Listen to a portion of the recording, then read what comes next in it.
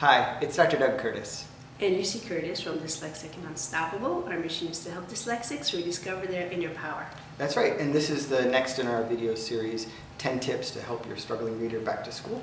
And this is about school supplies, right? And we touched on this a little bit in another video, but what do we mean by school supplies? There's so many things that we can do to help them alleviate some of the stress. It's always what we come back to, right? So there's all these things about the right pencil, for example. It can make a big difference because of the grip and the size of it and how they're, the shape of it.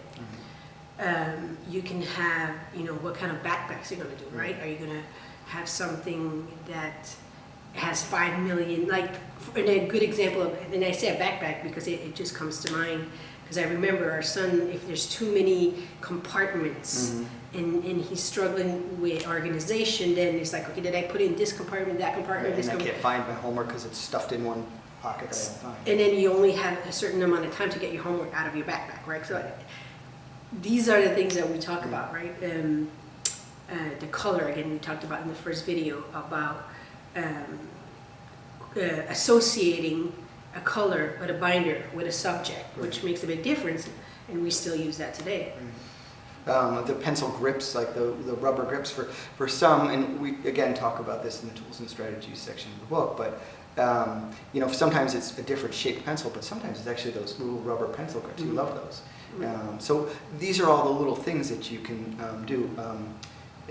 Reinforced paper, because some of his teachers early on would complain that his binder would eat his papers. Well, if the paper's reinforced, as the little rings are reinforced, then it's less likely to get ripped out, it's less likely to get wrinkled and that kind of stuff. Graph paper is another great supply for math, because one of the things that kids with dyslexia have is this difficulty with aligning things. So even though they know how to do the addition or the subtraction or the multiplication, they align the numbers wrong and get the answer wrong. So graph paper is another great way to do that. So supplies are just another great way to help your child as they get back to school. Leave some of your tips below us and visit us at Dyslexic and Unstoppable.